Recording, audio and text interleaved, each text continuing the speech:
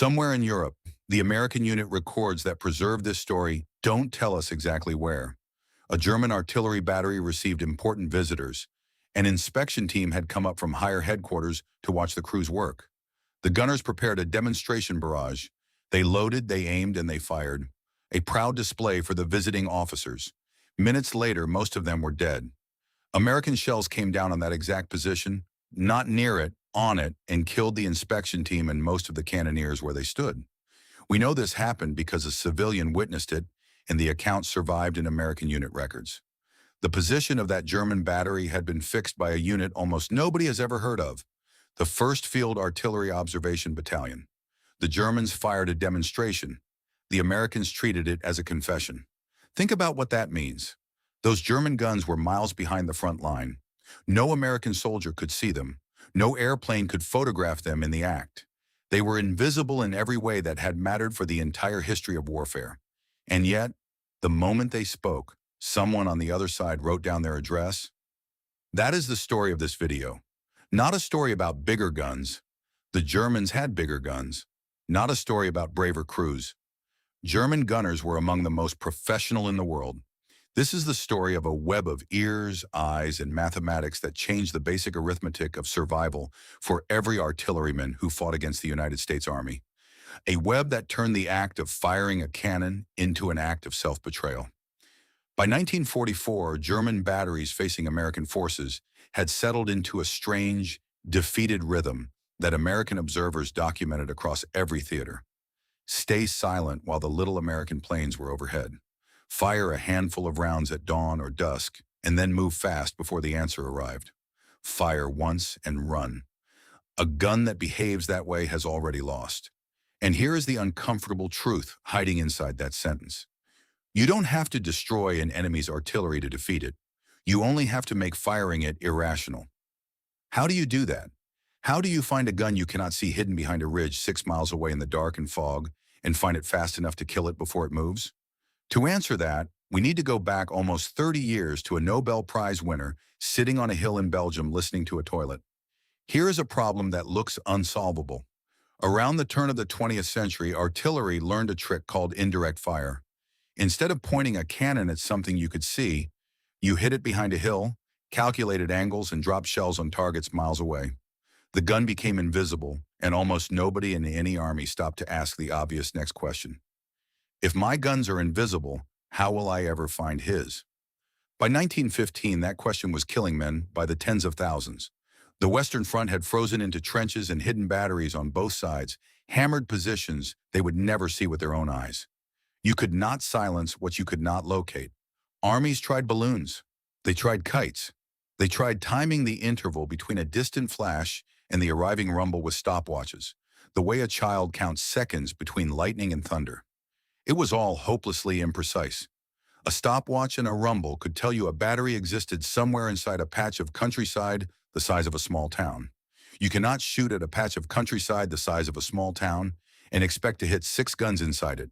Then a 25-year-old physicist named William Lawrence Bragg was posted to a hill called Mont Kemmel near Ypres. Bragg was no ordinary lieutenant.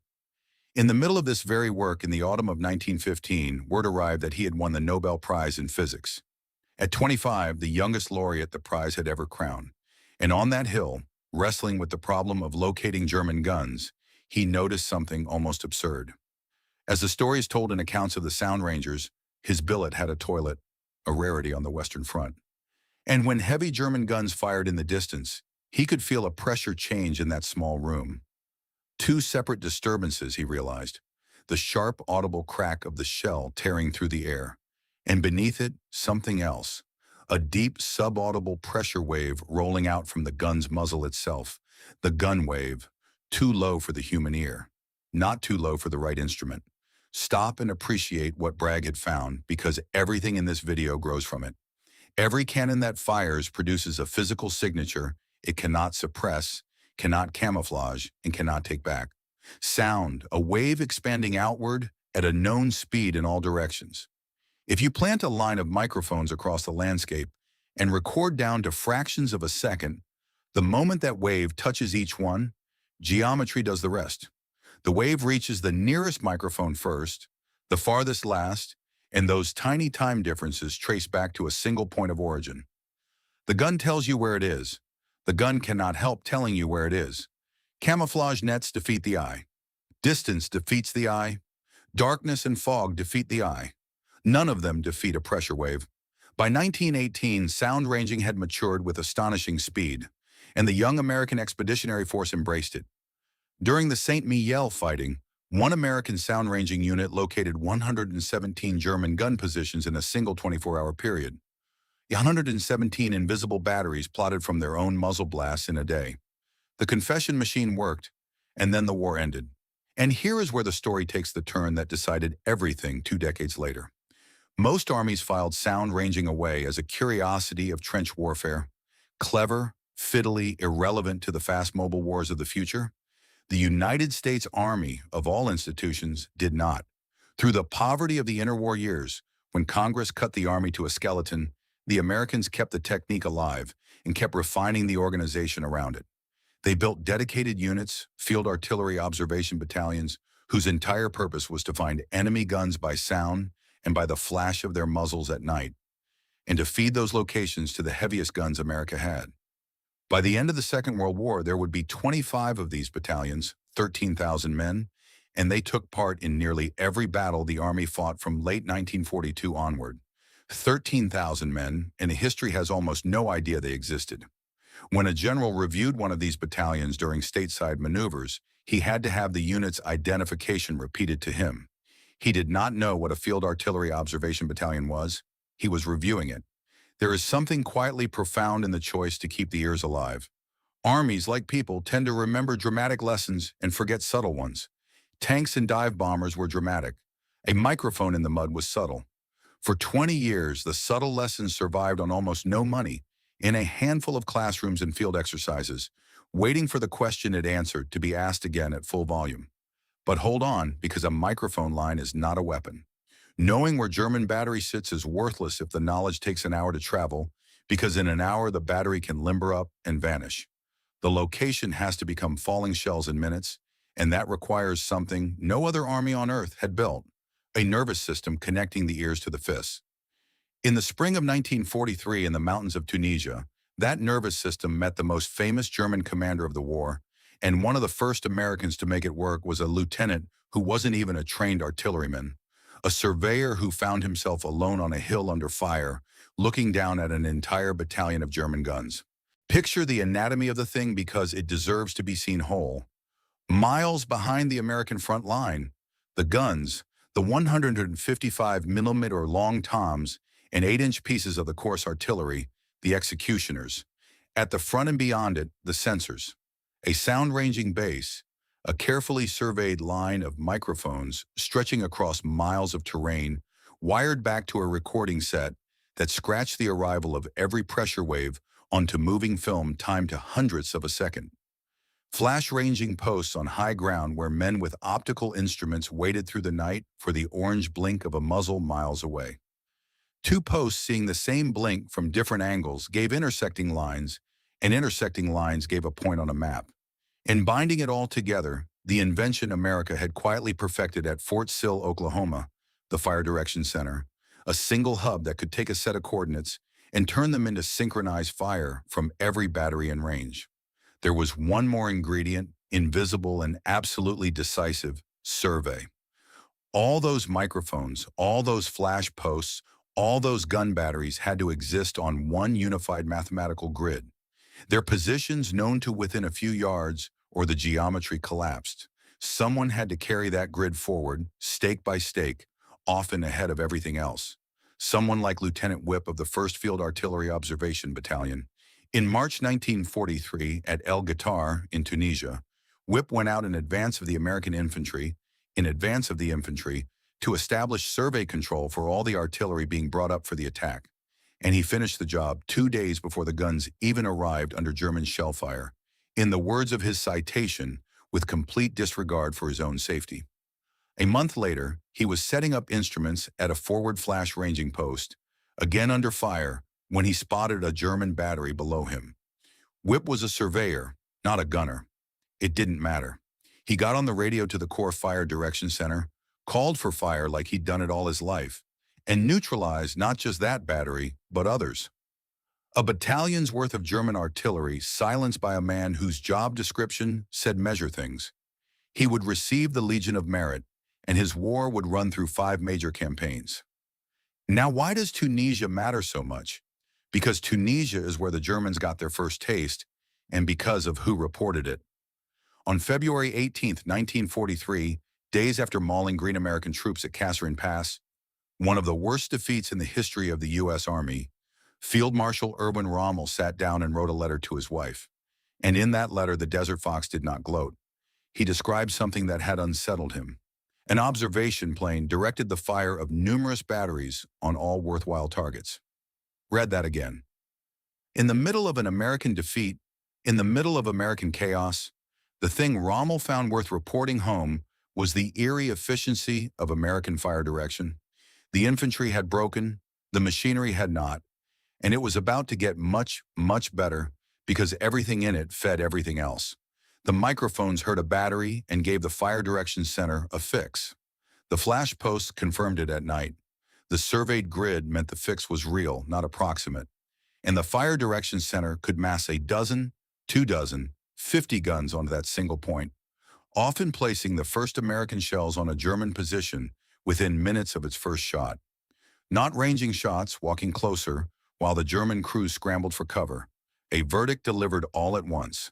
Put yourself inside a German gun pit as the American method matures through 1943 and into Italy. You fire a mission. Somewhere out there, a stylus twitches on a strip of film. Men you will never see lay a ruler across a map. And you have what, 5 minutes? 8? Before the countryside around your gun erupts. You start to learn a new instinct, one no artillery manual ever taught. The instinct that your own muzzle blast is the enemy's best spy. In the artillery duels of the Mediterranean War, duels the Germans kept losing, that instinct hardened into doctrine. Fire briefly, displace immediately, or better, don't fire at all. The men of the observation battalions did this work in anonymity so complete that even their own generals didn't recognize them. And men like Lieutenant Whip carried the war's most important mathematics forward under shell fire with a transit and a notebook. If you believe that kind of service deserves to be remembered alongside the tanks and the aces, the like button is a small way to keep this story circulating. It costs nothing, and it keeps their names visible a little longer. But the microphones had weaknesses, and the Germans knew them. Heavy friendly fire could drown a sound base in noise. Bad terrain could bend the readings, and a location fixed in minutes is still a location minutes old. What the whole arrangement still lacked was an eye that never blinked, something hanging over the battlefield all day, every day watching for the flash and correcting the shells in real time. The Army found it in the most humiliating place imaginable, a 65-horsepower civilian toy that a family sedan could outrun. The Germans would come to dread it more than any bomber in the sky. Before the war, the Piper Cub was a joke with wings, a fabric-covered puddle jumper that cruised at 75 and stalled at 38, sold to weekend flyers for just over $1,000. The Army Air Corps wanted nothing to do with it. The generals were dreaming of bombers. So the light plane manufacturers pulled one of the great sales moves in military history. They simply gave planes, pilots, and mechanics to the Army for free during the 1941 maneuvers, and let the results argue for them. Among the officers who flew and won during those trials was a colonel named Dwight D. Eisenhower. The results argued loudly. Painted olive drab, fitted with a radio, and an extra window in the roof, the Cub became the L4, and 2 of them were issued to every American artillery battalion. Now think about what that little plane actually was, because its weakness was the disguise of its power. It had no guns, no armor. A rifle bullet in the right place could bring it down, but it could loiter, hang almost motionless over the front lines at 1,000 feet, an unhurried patient presence, while the observer in the back seat studied the German rear like a man reading a newspaper. And through that radio, the observer was connected to the fire direction center, which meant he was connected to every gun in range. The Cub wasn't an airplane in any meaningful sense. It was a floating trigger for 100 cannons. The pilots were characters worthy of their machines. Captain John Johnson flew an L-4 for the 12th Corps Artillery under Patton's Third Army, having personally flown his Cub the 90 miles across the English Channel to Normandy. He liked to say that given a stiff enough headwind, he could land and take off in 19 inches. School had taught him to stay 200 yards behind the front lines. The war taught him otherwise. When an SS Mountain Division was mauling elements of Third Army and vanishing before anyone could react, the order to find it rolled downhill from corps to corps artillery to one man in a fabric airplane. As Johnson recounted it decades later, the instruction from his general amounted to 5 words: "Go find the SS guys." And he went.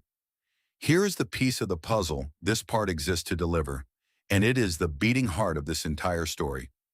American commanders began noticing a pattern, and it was documented in theater after theater, in Europe and the Pacific alike. When the spotter planes were up, German batteries simply did not fire. They sat silent. Whole regiments of artillery, dug in, supplied, crews standing by, mute. And when they absolutely had to shoot, they compressed their entire day's violence into a few rounds at dawn and a few at dusk, the gray minutes when the light was too poor for observation, and then went quiet again before the answer could find them. In some sectors, these unarmed toys directed up to 95% of all the American artillery fire delivered, but their most profound effect was the fire that never happened at all. Do you see what had occurred? No German gun had been hit yet in this equation. The mere presence of a slow yellow, turned olive airplane in the sky rewrote the decision facing every German battery commander below. Fire, and the man in the sky sees your flash, and within minutes your position becomes a coordinate, and the coordinate becomes a concentration. Don't fire, and you survive, but then why do you exist? The Cub didn't suppress German artillery with explosives. It suppressed it with consequences. I want to give you one measure of what this meant to the men on the ground, because it's the most human piece of evidence I found. In 1978, 33 years after the war, a former American infantryman finally tracked down a former spotter pilot to write him a letter. On Luzon in the Philippines, the infantryman had been pinned under enemy shell fire, certain he was going to die, when a spotter plane droned into view overhead. The enemy guns stopped, just stopped. No shell was fired at them. The silhouette alone was enough. The infantryman spent 3 decades convinced that little plane had saved his life, and he wanted the pilot to know it. Think about that number. The suppression cut in strange directions, too. Major Charles Carpenter, a high school history teacher from Illinois before the war, flew an L-4 for the 4th Armored Division and grew so frustrated with merely watching the enemy that he bolted 6 bazookas to the wing struts of his plane, named her Rosie the Rocketer, and went hunting tanks in an aircraft made of fabric. But the revealing detail isn't Carpenter's audacity, it's the German response. At first, German troops largely held their fire even at this armed Cub buzzing their columns, because shooting at it meant revealing themselves, and revealing themselves meant everything we've been discussing. Only after his rockets kept finding armor did the word finally go out to fire at light planes on sight. Carpenter told a Stars and Stripes reporter that suddenly they shot at him on every mission. But sit with the original calculus for a moment. Trained soldiers, rifles in hand, an enemy aircraft crawling overhead at 80 miles an hour, and for months the smarter move was silence. So, by mid-1944, the picture looks complete.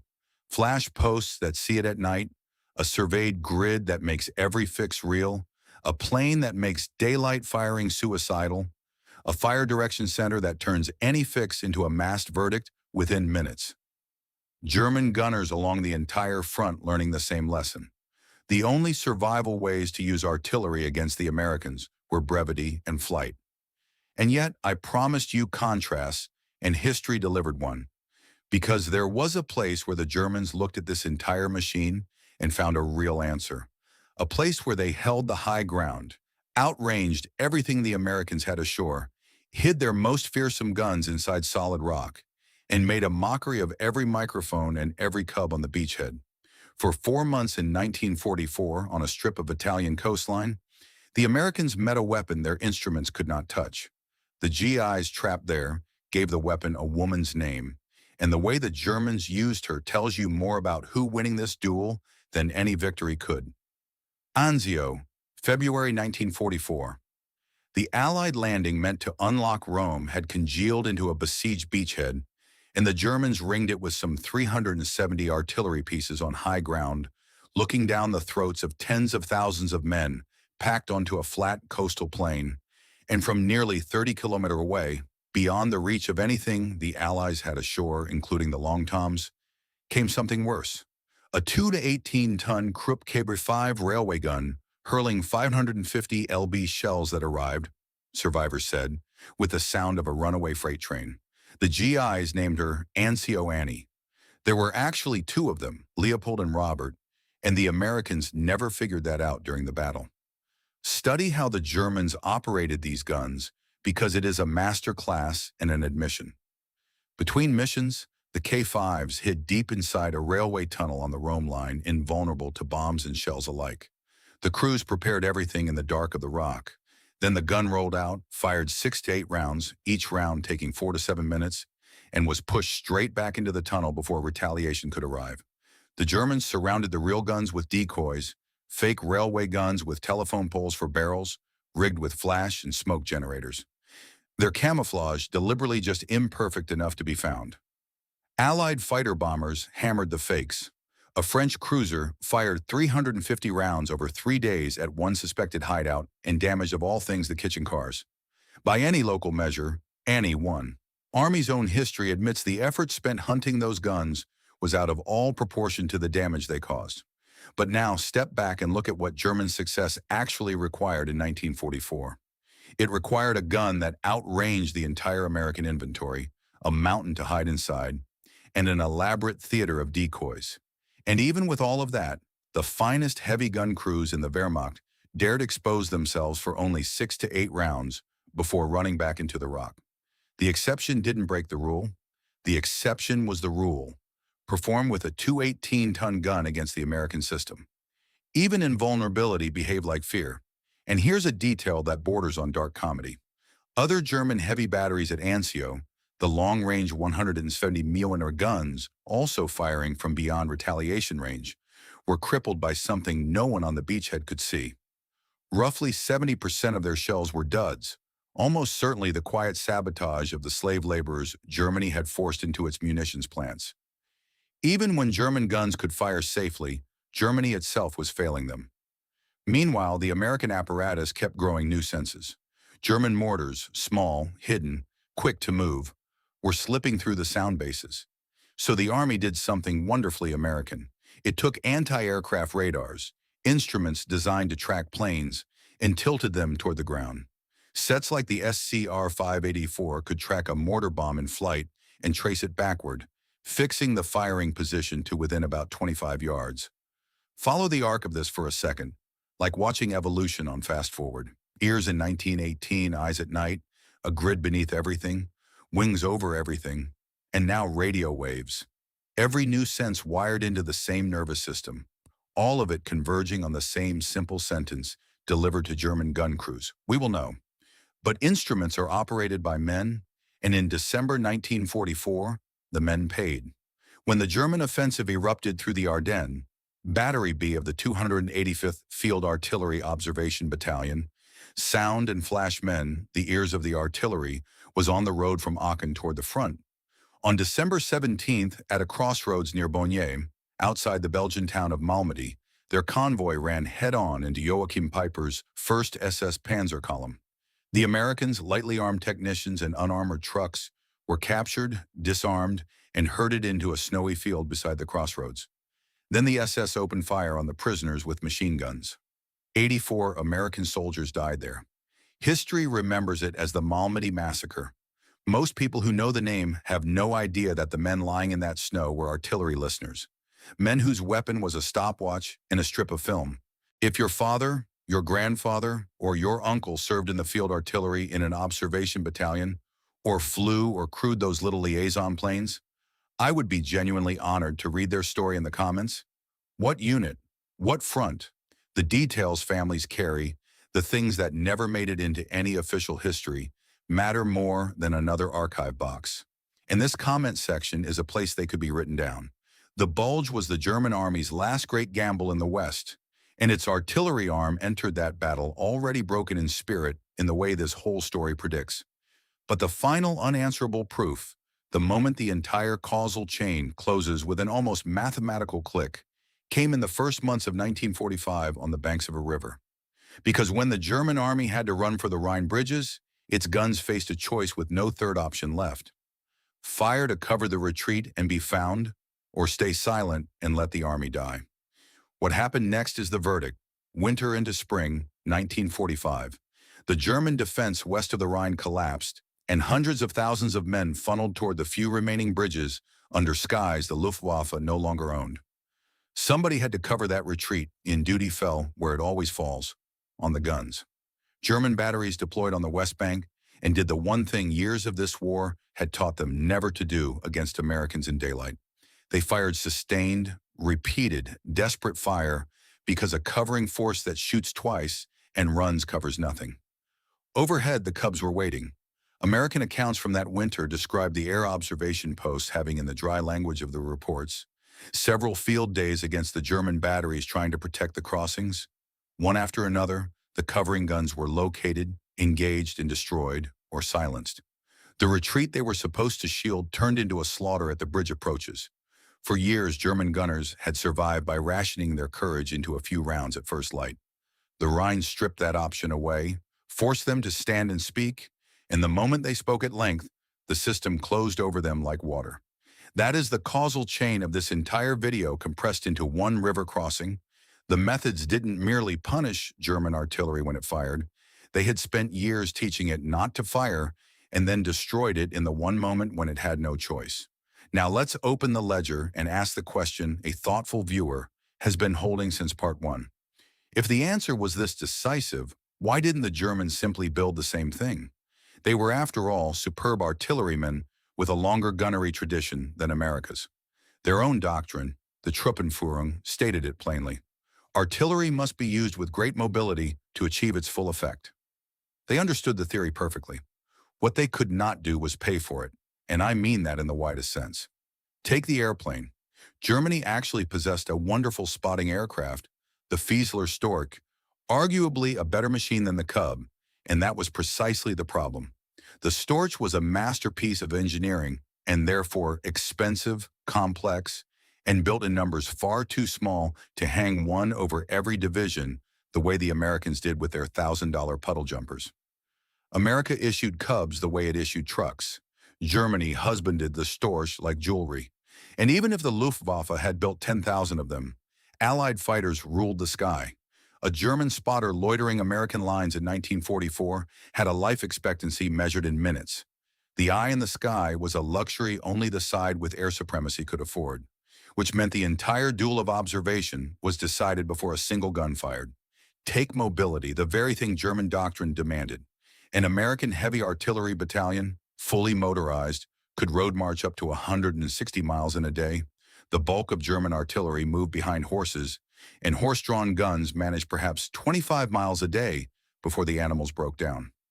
Sit with that contrast. The tactic that American methods forced on German gunners, fire and displace again and again, was exactly the tactic their horses could not sustain. American pressure demanded that German gunners become nomads precisely when German logistics condemned them to crawl. And then, there were the guns themselves. General Hans Eberbach, commanding 5th Panzer Army in Normandy, recorded that his artillery park contained pieces from every major power in Europe. French guns, Czech guns, Russian guns captured and pressed into service. A museum masquerading as an army. Every caliber demanding its own ammunition, its own firing tables, its own spare parts. And ammunition was the cruelest entry in the ledger. In Normandy, largely because of supply strangulation, his guns could fire roughly 10% of what the British opposite him fired. 10% before a single microphone or spotter plane enters the calculation, the German gunner is a poor man in a shooting match against a millionaire. Add American eyes and ears on top of that poverty, and you get the full suffocating truth. The German artilleryman had almost nothing to shoot, and shooting the little he had would summon a hurricane onto his head. So German batteries fell silent, And here is where I want to reach for the deepest point this story offers, the one that outlives the war.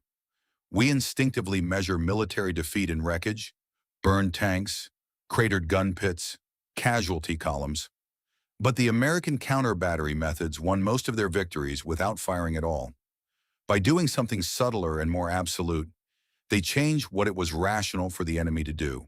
Every German battery commander on the Western Front carried a private equation: value of this fire mission versus probability it kills my battery, and the microphones, the flash posts, the radar, and above all that unhurried little plane pushed the second half of the equation towards certainty. Fire meant death. Therefore, fire became brief. Therefore, fire became rare. Therefore, the German infantry fought the last year of the war under skies that answered them with steel, while their own guns stood mute in the tree lines behind them, present, loaded, and useless. An army's artillery arm was defeated in the minds of its officers, battery by battery, decision by decision. And most of those defeats left no wreckage at all. Silence was the wreckage. The men who felt this most were not analysts. They were the German commanders trying to hold fronts together. Rommel, watching the Italian campaign, wrote that the enemy's tremendous superiority in artillery, and even more in the air, had broken the front open. In Normandy, he reported their great superiority in artillery and an outstandingly large supply of ammunition. The most dangerous German general of the war, twice in his own words, pointing at the same thing. And on the other side, George Patton, a man not famous for sharing credit, told his men after the fighting that he didn't need to explain who had won the war because they already knew. The artillery did. The historian Michael Doubler would later call the field artillery the most brilliant performer in the American combined arms team. Not the biggest, not the most glamorous, the most brilliant. A word you use for a system, not a gun barrel. And what a strange system to earn that word. Remember what it was actually made of? A Nobel laureate's realization on a hill in Flanders that a cannon's own breath betrays it. Microphones in the mud, wired to film. Surveyors like Lieutenant Whip crawling forward of the infantry with transits, building an invisible grid of numbers across North Africa and Europe. Men on cold hilltops logging muzzle flashes through the night. Radar sets bent from the sky toward the earth. A history teacher's airplane, 65 horsepower, holding entire artillery regiments hostage by simply existing overhead. None of these things looks like a weapon. Together, they were among the most decisive weapons of the 20th century because they attacked the one thing no gun crew can armor: the consequences of pulling the lanyard. Which brings us back to where we began, that German inspection team standing beside a battery somewhere in Europe watching a demonstration barrage. Officers and crews around a gun doing exactly what it was built to do. In any previous war, in any previous decade, that moment was routine. In this war against this enemy, it was a confession, a fixed coordinate, and a death sentence separated from each other by only a few minutes of flight time. They never saw what found them. Nobody German ever did. That was the point. And remember the men in the snow at Bagnères Crossroads, the 84 murdered soldiers of Battery B, whose weapons were microphones and stopwatches, and whose names appear on the Malmedy Memorial today. The SS who killed them almost certainly had no idea what a field artillery observation battalion even was. Nearly nobody did. Their own generals didn't. That anonymity was the price of serving inside a machine whose whole genius was invisibility. The men who made German guns afraid of the dark were men history itself could not see. The final verdict then, German artillery in the West was not outgunned into defeat. Shell for shell and steel for steel, it remained formidable to the last day. It was outknown.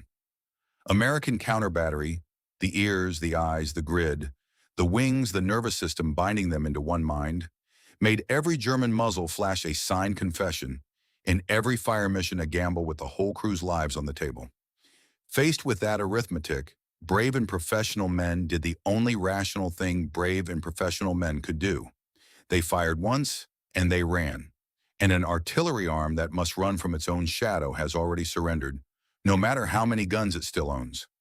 If this story changed the way you look at the invisible systems that decide the fate of nations, please subscribe to our channel and like this video. We are uncovering the history they tried to bury. Help us plant the seeds for the future. The next treasure of the past will be unearthed soon.